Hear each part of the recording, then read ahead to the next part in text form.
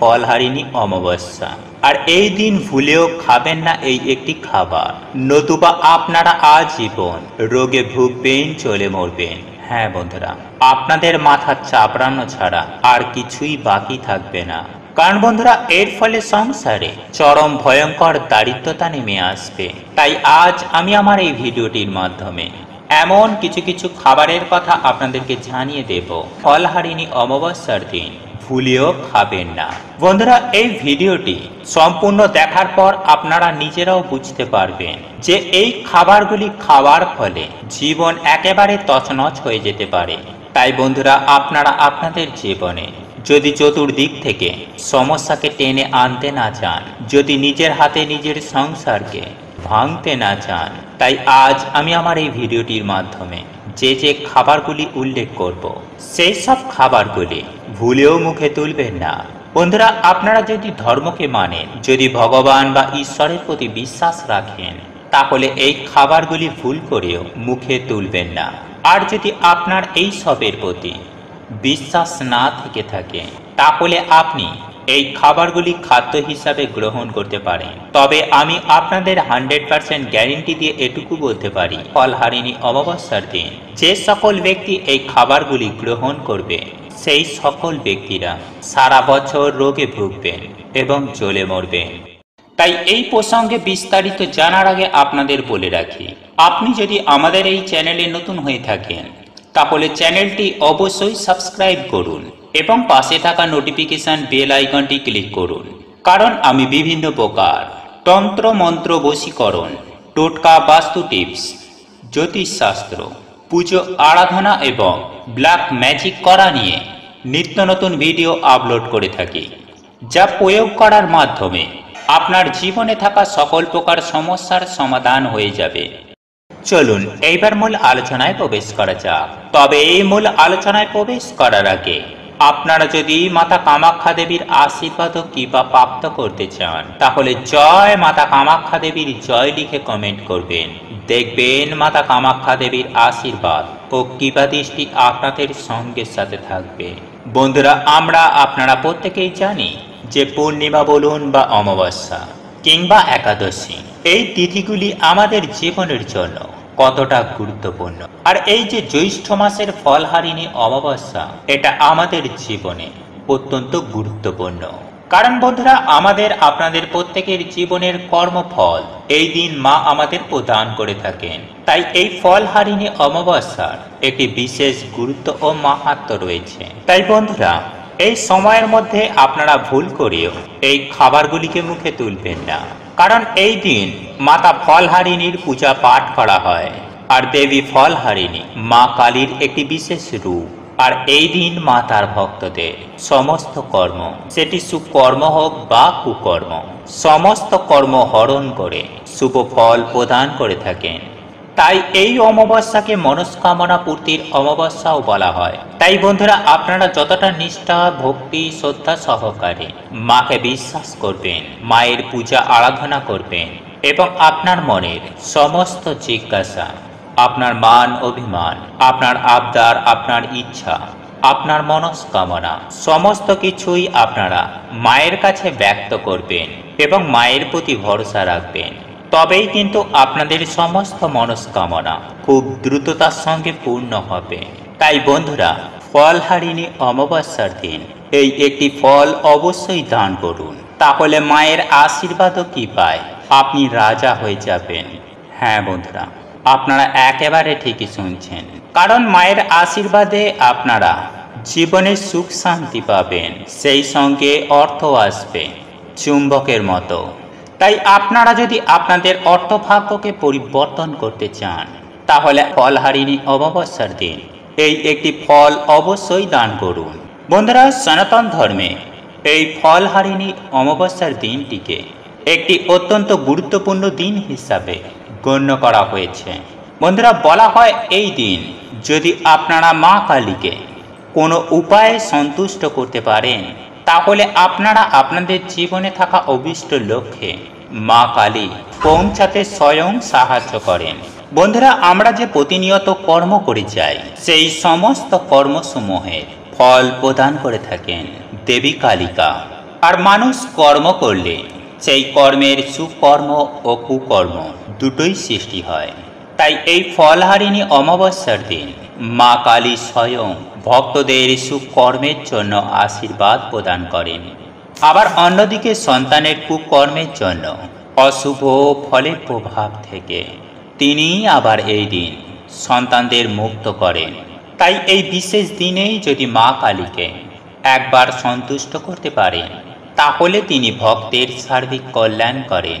বন্ধুরা, বিদ্যা, কর্ম, অর্থভাগ্য, এমনকি প্রেম প্রণয়জনিত বাধা, দাম্পত্য কলহ, সাংসারিক সমস্যা, এই সমস্ত সমস্যার সমাধান করে দেন স্বয়ং মা কালিকা। তাই বন্ধুরা, এই ফলহারিণী অমাবস্যার বিশেষ দিনে অত্যন্ত সহজ সরল উপায়ে বাড়িতে বসেই মায়ের এইভাবে পুজো আরাধনা করে এই ফলটি অবশ্যই দান করুন। তাহলে দেখবেন মায়ের আশীর্বাদ ও কৃপায় আপনার যাবতীয় সমস্যা দূর হয়ে এক পরম শান্তি অনুভব করবেন। বন্ধুরা, ফলহারিণী অমাবস্যাতে মা কালিকা যেহেতু ভক্তদের কর্মফল প্রদান করে থাকেন এবং তারই সঙ্গে ভক্তের যাবতীয় খারাপ বা কুকর্মের ফল হরণ করে থাকেন, এ কারণেই মা কালীর উদ্দেশ্যে কর্মফলের প্রতীক হিসাবে বিভিন্ন প্রকার ফল প্রদান করা হয়ে থাকে। তাই ফলহারিণী অমাবস্যার দিন মাকে সন্তুষ্ট করতে গেলে, মায়ের পুজো আরাধনা করতে গেলে অতি অবশ্যই এই ফলগুলির মধ্য থেকে যে কোনো একটি ফল মায়ের উদ্দেশ্যে অর্পণ করুন। বন্ধুরা, এই সময় প্রকৃতির কৃপায় গাছে মৌসুমীর বিভিন্ন ফল পেয়ে থাকি, যেমন ধরুন আম, জাম, কাঁঠাল, লিচু, তরমুজ ইত্যাদি। আর এই উক্ত মৌসুমী ফলগুলির মধ্যে যে কোনো একটি ফল মায়ের উদ্দেশ্যে নিবেদন করতে পারেন। বন্ধুরা, যদি আপনাদের একটি ইচ্ছা থাকে বা একটি বাসনা থাকে তাহলে সেক্ষেত্রে আপনারা একটি ফল নিবেদন করতে পারেন। আর যদি আপনার একের অধিক ইচ্ছা বা বাসনা থাকে তাহলে আপনি সেই রূপ সংখ্যার ফল মায়ের উদ্দেশ্যে নিবেদন করতে পারেন। বন্ধুরা, যে দিন আপনারা মায়ের পুজো আরাধনা করবেন সেই দিন প্রথমে অবশ্যই সংকল্প গ্রহণ করবেন। তাই বন্ধুরা, আপনারা যদি এই ফল দান করেন তাহলে সকালে ঘুম থেকে ওঠার পর মাকে স্মরণ করে মনে মনে সংকল্প গ্রহণ করুন যে আজ আপনি মায়ের উদ্দেশ্যে এই দিনটিকেই সমর্পণ করবেন। মায়ের পুজো আরাধনায় যাতে কোনো বাধার সৃষ্টি না হয় তার জন্য আপনারা প্রথমেই মায়ের কাছে প্রার্থনা করুন। এবং পূজার দিন যদি আপনারা নির্জলা উপবাস থাকতে পারে তাহলে সেক্ষেত্রে সেটা খুবই ভালো। আর যদি একান্তই তা সম্ভব না হয় তাহলে সেক্ষেত্রে আপনি ডাবের জল বা অন্য কোনো পানীয় আপনারা গ্রহণ করতে পারেন। তবে যেহেতু এই দিন আপনারা মায়ের উদ্দেশ্যে ফল নিবেদন করছেন, সে কারণেই যতক্ষণ পর্যন্ত না আপনি মাকে ফল নিবেদন করছেন ততক্ষণ পর্যন্ত কিন্তু কোনো প্রকার ফল খাওয়া একেবারেই যাবে না। তাই বন্ধুরা, এই ফলহারিণী অমাবস্যাতে মায়ের পুজো আরাধনা করার জন্য সামান্য উপকরণের প্রয়োজন, আর তা হল একটি ঘিয়ের অথবা তেলের প্রদীপ কিংবা একটি মোমবাতি, একটি ধূপকাঠি, একটি লাল যে কোনো প্রকার ফুল, আর যদি সেটা পদ্ম অথবা যদি জবা হয় তাহলে সেটা সব থেকে ভালো।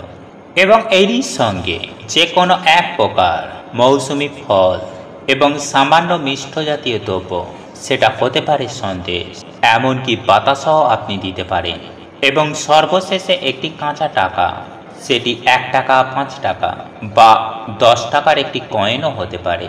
বন্ধুরা, এই কয়েকটি সামগ্রী নিয়ে ফলহারিণী অমাবস্যার দিন সন্ধ্যার পর মায়ের উদ্দেশ্যে পূজা করুন। বন্ধুরা, আপনারা আপনাদের বাড়িতে বসে অথবা যে কোনো কালী মন্দিরে গিয়েও আপনারা এই পূজা সম্পূর্ণ করতে পারেন। পূজার শুরুতে ওই স্থানে সামান্য গঙ্গা জল ছিটিয়ে নিন, তারপর একটি আসন পেতে বসুন। এরপর সেই প্রদীপ ও মোমবাতিটিকে জ্বালান, সঙ্গে জ্বালান ধূপকাঠি।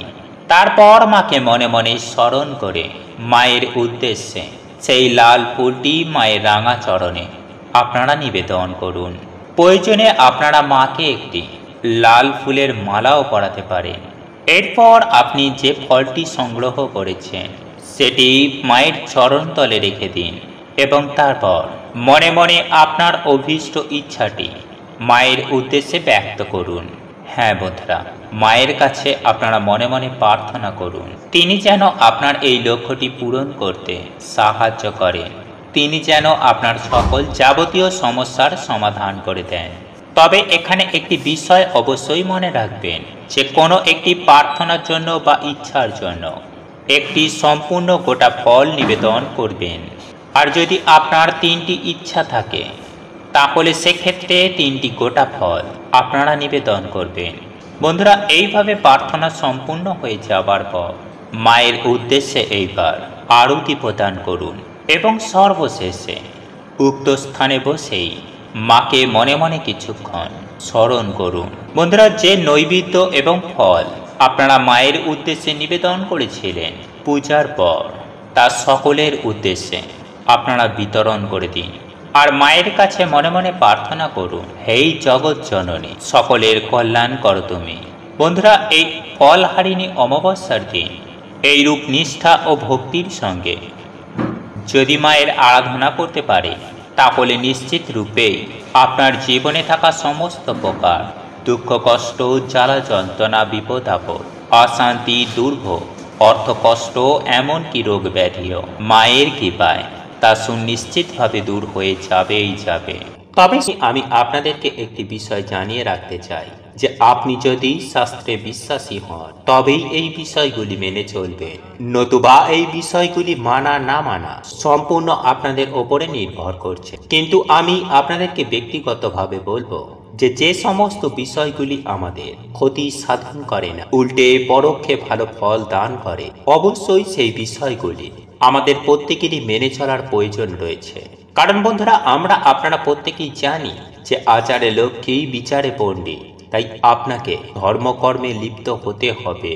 আপনি যেমন কর্ম করছেন কর্ম করুন, কিন্তু ধর্মকে পালন করুন, তবেই আপনারা লক্ষ্মী লাভ করবেন। যাই হোক বন্ধুরা, আপনি যদি নিজের হাতে আপনার পরিবারের চরম সর্বনাশ করতে না চান, আপনি যদি চান আপনার গৃহের প্রত্যেকটা মানুষজন সুস্থ নিরোগ হয়ে আনন্দের সহিত দিন জীবন যাপন করতে, আপনারা যদি চান আপনাদের জীবনে সুখ শান্তি সমৃদ্ধি থাকুক, তাহলে পারলে এই বিষয়গুলি মেনে চলার চেষ্টা করুন। ভালো আপনার যেমন হবে ঠিক তেমনই ভালো আপনার পরিবারের হবে। তাই এই প্রসঙ্গে বিস্তারিত জানার আগে আপনাদের বলে রাখি, আপনি যদি আমাদের এই চ্যানেলে নতুন হয়ে থাকেন তাহলে চ্যানেলটি অবশ্যই সাবস্ক্রাইব করুন এবং পাশে থাকা নোটিফিকেশন বেল আইকনটি ক্লিক করুন। তবে মূল আলোচনায় প্রবেশ করার আগে আপনারা যদি মাতা কামাখ্যা দেবীর আশীর্বাদে সুস্থ নিরোগ থাকতে চান তাহলে জয় মাতা কামাখ্যা দেবীর জয়, জয় মা তারা মায়ের জয় লিখে কমেন্ট অবশ্যই করবেন। বন্ধুরা, আমি সবার প্রথমেই আপনাদেরকে যে বিষয়টির কথা বলবো, শুধু বলবো না বন্ধুরা, আমাদের এই চ্যানেলের পক্ষ থেকে আপনাদেরকে নিষেধ করব, সন্ধ্যাবেলার পর কখনোই বাড়ির মধ্যে ঝাঁট দেবেন না। এতে মা লক্ষ্মী অত্যন্তই রাগান্বিত হন এবং তিনি সেই গৃহ ত্যাগ করেন। তাই বন্ধুরা, আপনাদের বাড়িতে যদি ঝাঁট দেওয়ার একান্তই প্রয়োজন পড়ে তাহলে সমস্ত কাজ আপনি দিনের বেলায় সেরে রাখবেন। বন্ধুরা, সন্ধ্যাবেলায় বা সন্ধ্যার পর কখনোই কিন্তু বাড়িতে ঝাঁট দিতে যাবেন না। আপনারা এই বিষয়টি সারা বছর মেনে চলবেন। বন্ধুরা, বাস্তুশাস্ত্র মতেও এটা অত্যন্ত খারাপ দিক বলেই মনে করা হয়। বন্ধুরা, এরপর দ্বিতীয় যে বিষয়টির কথা বলবো তা হলো কখনোই কিন্তু সন্ধ্যাবেলায় ঘুমাতে যাবেন না বা শুতে যাবেন না।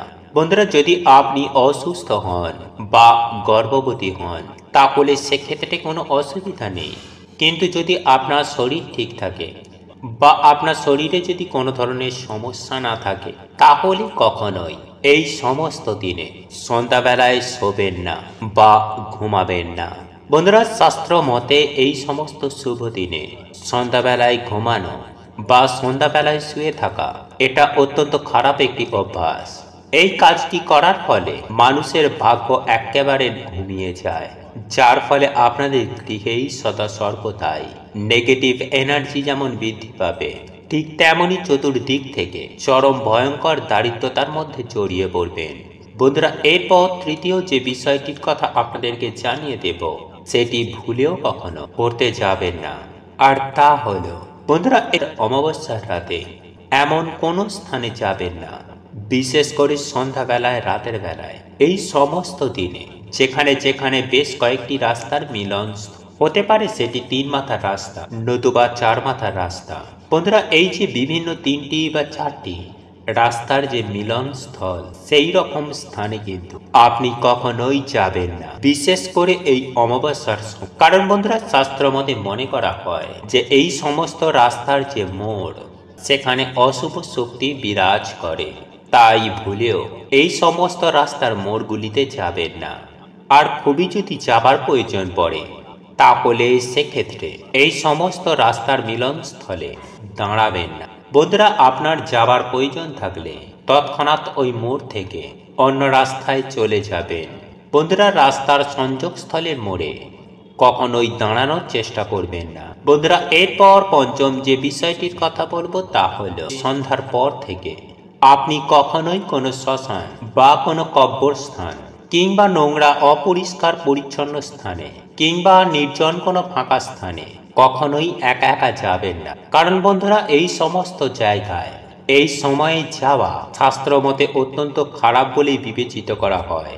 কারণ এই অমাবস্যা তিথি চলাকালীন আপনারা যদি এই সমস্ত জায়গায় যান, তাহলে আপনার ওপরে অত্যন্ত খারাপ একটা প্রভাব বিস্তার করবে, যার ফলে আপনারা নিত্য রোগ ব্যাধিতে ভুগতে পারেন কিংবা চতুর্দিক থেকে বিভিন্ন সমস্যায় জড়িয়ে পড়তে পারেন। বন্ধুরা, এরপর আমি যে বিষয়টি আপনাদেরকে বলবো তা হলো, সন্ধ্যাবেলার পর থেকে কখনোই কিন্তু আপনি আপনার বাড়ির তুলসী গাছ বা তুলসী গাছের পাতা কিংবা তুলসী গাছের গোড়া কখনোই কিন্তু ভুল করেও আপনারা স্পর্শ করবেন না। বন্ধুরা, সন্ধ্যাবেলায় তুলসী মন্দিরে তুলসী দেবীকে জল দেবার পর আপনি কিন্তু ভুলেও তুলসী পাতা বা তুলসী গাছ ভুলেও স্পর্শ করবেন না। কারণ শাস্ত্র মতে এই সময় সন্ধ্যার পর, বিশেষ করে রাত্রে তুলসী পাতা স্পর্শ করা অত্যন্ত অশুভ বলে মনে করা হয়। বন্ধুরা, এরপর সপ্তম যে বিষয়টির কথা বলবো, এই বিষয়টি আপনারা অতি অবশ্যই খেয়াল রাখবেন। বন্ধুরা, আমরা সাধারণত অমাবস্যা চলাকালীন দেবী শক্তির আরাধনা করি, অর্থাৎ দেবী শক্তির বা মায়ের আরাধনা করে থাকি, যে কারণে কখনো কোনো পরিস্থিতিতে কোনো মহিলাকে আঘাত দিয়ে কথা বলবেন না।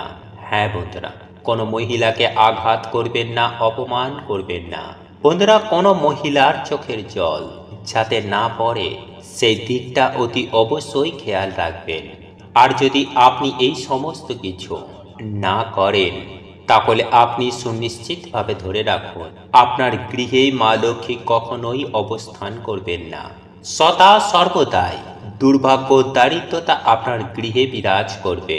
তাই বন্ধুরা, অবশ্যই চেষ্টা করুন এই সব দিনে কখনো নিজের গৃহে বা কোনো পরিবারের কোনো সদস্যর সঙ্গে ঝগড়া, বিবাদ, কলহ, এই ধরনের কর্মকাণ্ড ভুলেও আপনারা কখনো করবেন না। এবং বিশেষ করে বাড়ির যারা মহিলারা সদস্যরা রয়েছেন, তাদেরকে কখনোই কিন্তু অপমান করতে যাবেন না। বন্ধুরা, অষ্টম যে বিষয়টি আপনাদেরকে বলবো তা হলো, সেটি বাড়ির মা, বোন ও দিদিদের উদ্দেশ্যে। আর তা হলো, বাড়ির যারা মা, বোন, দিদিরা রয়েছেন, তারা ঘুমাতে যাবার আগে ভুল করেও কিন্তু খোলা চুল রেখে ঘুমাতে যাবেন। বন্ধুরা, চুল খোলা রেখে ঘুমালে বাড়িতে অত্যন্ত অমঙ্গল হতে পারে। বিশেষ করে আপনার এবং আপনার পরিবারে যদি কোনো বাচ্চা সন্তান থেকে থাকে, তারও অমঙ্গল হতে পারে। তাই এই কাজটি কখনোই ভুল করেও করতে যাবেন না। বন্ধুরা, এরপর নবম যে বিষয়টির কথা বলবো তা হলো, রাতে ঘুমাতে যাওয়ার আগে আপনার রান্নাঘরে যে এঁঠো বাসনপত্র রয়েছে, তা অতি অবশ্যই পরিষ্কার পরিচ্ছন্ন করে রাখুন। পরের দিনের জন্য এটা ফেলে রাখবেন না, কারণ এতেও কিন্তু অলক্ষ্মীর আগমন ঘটে। তাই এই কয়েকটি দিন অন্ততপক্ষে চেষ্টা করুন রান্নাঘরের এঁঠো বাসনপত্র পরিষ্কার পরিচ্ছন্ন করে রাখার। এবং বন্ধুরা, দশম যে বিষয়টি আপনাদেরকে জানিয়ে দেব সেটি হল, ঘুমাতে যাবার আগে কখনোই কিন্তু পারফিউম বা সেন্ট জাতীয় কোনো দ্রব্য গায়ে মেখে ঘুমাতে যাবেন না। হ্যাঁ বন্ধুরা, আপনারা একেবারে ঠিকই শুনছেন। রাতে ঘুমাতে যাবার আগে আপনারা যদি পারফিউম বা সেন্ট জাতীয় দ্রব্য গায়ে মাখেন তাহলে সেটি অত্যন্ত খারাপ বলেই শাস্ত্রে মনে করা হয়, কারণ ওই গন্ধ অশুভ শক্তিকে আকৃষ্ট করে। তাই ঘুমাতে যাওয়ার আগে জল দিয়ে মুখ হাত পা ধুয়ে নিন, দরকার পড়লে আপনি স্নান করে নিন, কিন্তু কখনোই সেন্ট বা পারফিউম জাতীয় কোনো দ্রব্য ব্যবহার করতে যাবেন না।